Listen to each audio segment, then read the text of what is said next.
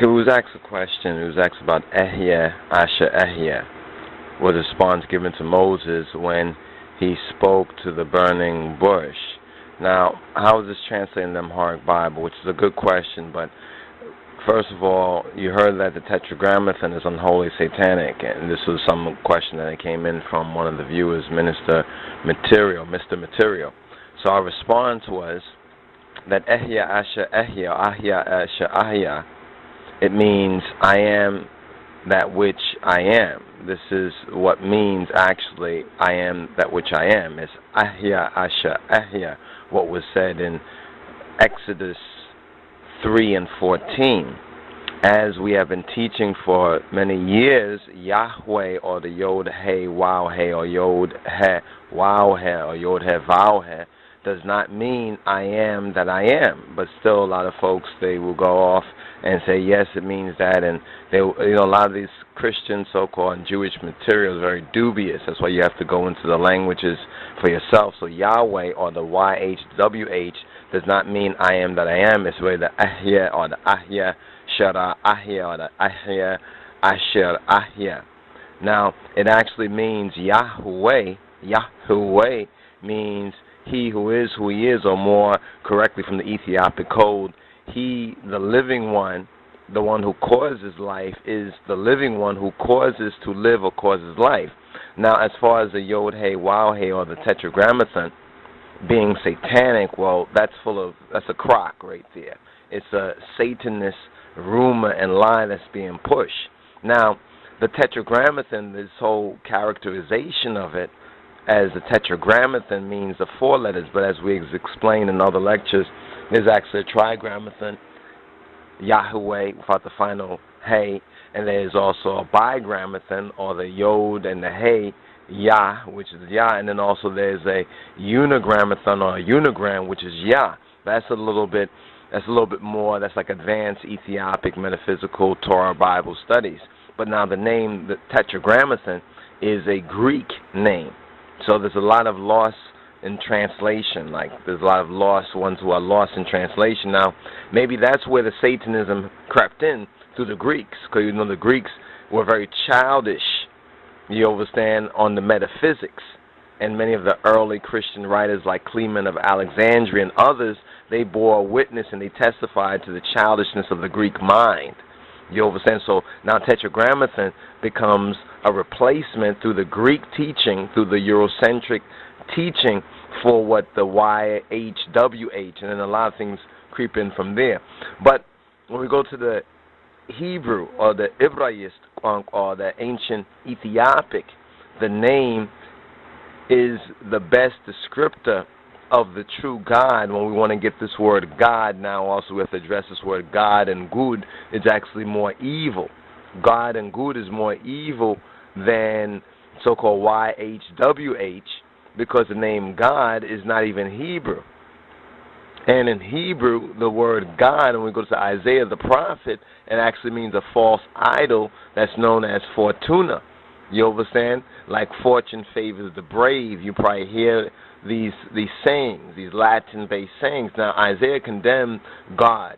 Isaiah, the prophet Isaiah, condemned the God, or God, the good, which is the false idol of the heathen, or the Goyim, that some Israelites, really many Israelites, had worshipped and then lost their very souls, lost their very way, and got trapped, you understand, in Satan's matrix. Now, when we are speaking English, the words Lord and God are actually far more evil and corrupt than the so-called YHWH. So that lie that's going around about the YHWH being satanic, and some people trying to strain the eye at a gnat and trying to find Satanism, is all a part of the loss and mistranslation and the misappropriation of our culture, our stolen legacy. Now, the problem is that they know, or at least have a good idea as to what it really means, because it's the Ethiopic that has the true ancient biblical Hebrew keys, or it's the Ethiopic, or the Qedus, that cracks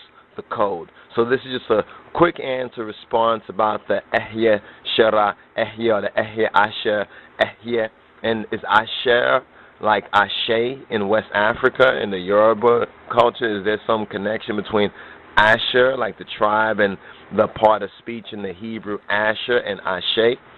It's a very key, interesting thing, and something watching one of these videos, I think Bobby Hemmett doing libations, it kind of came to me, that connection and link, because since Ehyeh means I am, or I, the living one, I, the one who exists now, I, the one who is being, am, Asher, Ehyeh. So Ashe is said when certain so-called deities or ancestors are mentioned in certain West African libations in the very same metaphysical scientific way, or according to the so-called science and the scientia, Greek word, actually Latin word, scientia. In the Greek they say gnosis or gnosis. In the Latin, scientia means knowledge. So when we talk about do the knowledge or do the science, science is knowledge, so that means knowing, and what we need is the full knowledge of it. So there's a partial interpolation that's taken as a full knowledge when they say Yahweh means the I am that I am. These are non-Hebrew speakers and non-Ethiopic students who are looking into the English, and from an English perspective, which is another way of lost in translation, because look at this, they keep Abraham's name in there, they keep other people's names in there, and place names in there, and other kind of names in there of people and places, but they take the name of the Most High, and when they do put it in the King James Bible, they put it in a Germanic misinterpretation, adding a V sound to a Y sound because of the German, European, and Ashkenazi lisp. This is why they pervert many of the letters, and the modern Hebrew is really a perversion from the true ancient Shemitic or Ethiopic roots. So just to wrap up and summarize, it's Ehyeh or Ehyeh, Asher Ehyeh, which means I am, I in the sense of I, the one who exists, I, the one who live, am the one who is living. This is what Yahweh described himself to Moses, to Moses, as. Now when Moses went to the people, he was told to tell them that the Ehyeh, I who the one who is. So when Moses representing him didn't say, well, I am that one, because they'll say, Moses, you're crazy. You say you spoke to the God of the Hebrews. Now you're saying you are the God of the Hebrews. But, you know what I mean? So he didn't go that way. Instead of saying Ehyeh, he said Yah, which according to the Hebraic logic, once we have those Ethiopic keys, it makes perfect sense.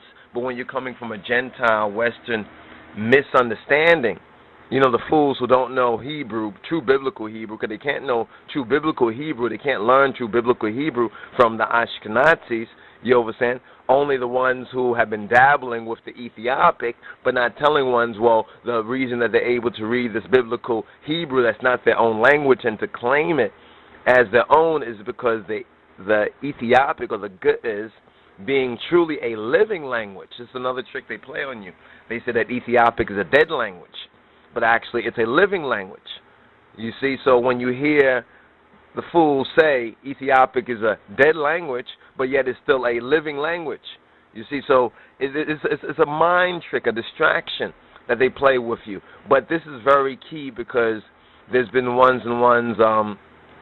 some of the subscribers asking certain questions and even making certain statements which really has to be addressed.